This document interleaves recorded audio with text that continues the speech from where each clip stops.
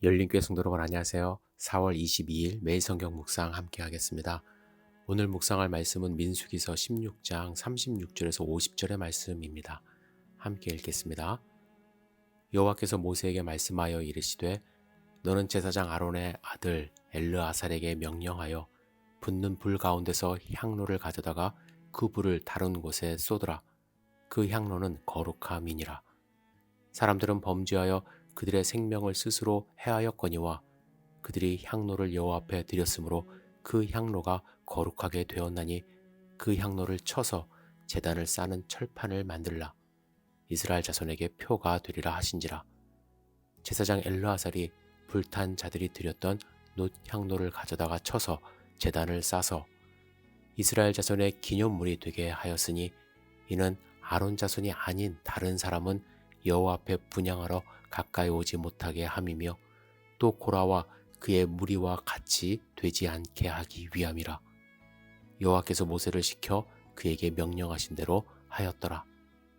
이튿날 이스라엘 자손의 온 회중이 모세와 아론을 원망하여 이르되 너희가 여호와의 백성을 죽였도다 하고 회중이 모여 모세와 아론을 칠 때에 회막을 바라본즉 구름이 회막을 덮었고 여호와의 영광이 나타났더라. 모세와 아론이 회막 앞에 이르매 여호와께서 모세에게 말씀하여 이르시되 너희는 이 회중에게서 떠나라. 내가 순식간에 그들을 멸하려 하노라 하심에 그 두 사람이 엎드리니라. 이에 모세가 아론에게 이르되 너는 향로를 가져다가 제단에 불을 그것에 담고 그 위에 향을 피워 가지고 급히 회중에게로 가서 그들을 위하여 속죄하라. 여호와께서 진노하셨으므로 연병이 시작되었음이니라. 아론이 모세의 명령을 따라 향로를 가지고 회중에게로 달려간즉 백성 중에 연병이 시작되었는지라. 이에 백성을 위하여 속죄하고 죽은 자와 산 자 사이에 섰을 때에 연병이 그치니라. 고라의 일로 죽은 자 외에 연병에 죽은 자가 14,700명이었더라. 연병이 그침에 아론이 회막문 모세에게로 돌아오니라. 아멘. 오늘 본문의 말씀은 고라를 비롯한 반역자들이 하나님의 징계를 받은 후 이스라엘 백성들이 또 징계를 받는 내용입니다.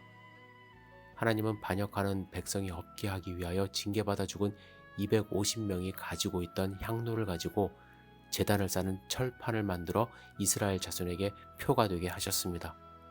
그것을 볼 때마다 고라 자손을 생각하며 하나님의 뜻을 생각할 수 있도록 하신 것이죠. 그러나 반역자들의 이 징벌 소식은 이스라엘 백성들에게는 엄청난 충격적인 사건입니다. 이 소식을 들은 이스라엘 백성들 어떤 마음이 들었을까요? 여러분, 만약에 어젯밤에 옆에 있는 사람들이 땅에 꺼지고 불에 타서 죽었다는 소식을 들으면 불안해하지 않을까요? 이 소식을 들은 이스라엘 백성들 가만히 있질 않았습니다. 자기 자신을 돌아보며 하나님께 나아간 것이 아니라 두려움과 떨림으로 모세와 아론에게 나아가 이렇게 말합니다. 너희가 여호와의 백성을 죽였도다. 역시 이스라엘 백성들 이 일을 누가 했는지 지금 모르는 상황이에요. 그들을 원망하고 한 걸음 더 나아갑니다. 42절에 보시면 모세와 아론을 치려고 나아갔다고 말씀합니다. 상황이 다시 한번 급박해집니다. 그때에 마침 구름이 회막을 덮었고 하나님의 영광이 나타났습니다. 그 뒤로 이스라엘 백성들은 하나님의 진노하심으로 연병에 걸려 14,700명이나 목숨을 잃게 되는 사건이 오늘 본문 가운데 기록되어 있습니다. 저는 오늘 이스라엘 백성의 모습을 이렇게 살펴보면서 우리의 모습을 반추하고 반성해 보기를 원합니다. 우리도요, 가정에서, 직장에서, 교회에서 어려움을 경험할 수 있습니다. 이스라엘 백성들처럼 황당한 소식을 접하는 경우도 있겠죠. 경제적인 어려움, 관계적인 어려움이 있을 수도 있고요. 갑자기 회사를 옮겨야 하는 경우도 생기고 또 갑자기 은행 잔고가 바닥나서 하루하루가 힘든 경험을 할 수도 있습니다. 이럴 때 여러분들은 어떻게 상황을 대처하시겠습니까? 몇 가지 유형이 있을 수 있어요. 회피형이 있습니다. 문제를 직면하고 싶지 않아서 문제를 문제로 보지 않으려고 하는 유형입니다. 주위 사람들은 다 문제가 있다고 생각하는데 혼자서만 아무 문제 없다고 생각하려고 하는 것이죠. 이건 낙천적인 성격이라기보다는 책임을 회피하는 유형입니다. 이런 유형은 절대로 문제를 해결할 수가 없습니다. 또 어떤 분들은 비난형이 있습니다. 너무 쉽게도 그거 그 사람 때문이야 라고 결론을 내리며 책임을 전가하는 것이죠. 남편 때문이야, 아내 때문이야, 사장 때문이야, 오늘 보면은 모세와 아론 때문이야 백성들이 말을 했습니다. 물론 경험적으로 누구 때문이야가 사실과 부합할 수도 있지만 모든 상황이 다 맞는 것은 아닌데 엉뚱한 사람에게 책임을 회피하는 경우가 있습니다. 어떤 사람은 통달형이 있어요. 이 모든 것이 하나님의 뜻이겠지라며 무기력하게 있는 사람이에요.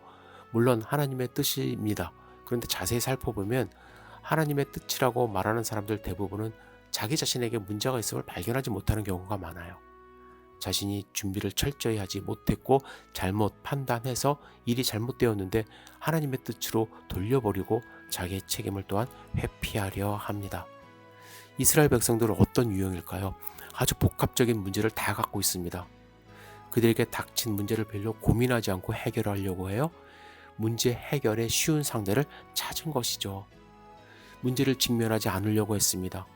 분명히 반역한 무리에게 문제가 있었음에도 불구하고 그 문제까지 생각하고 싶지 않았던 것입니다.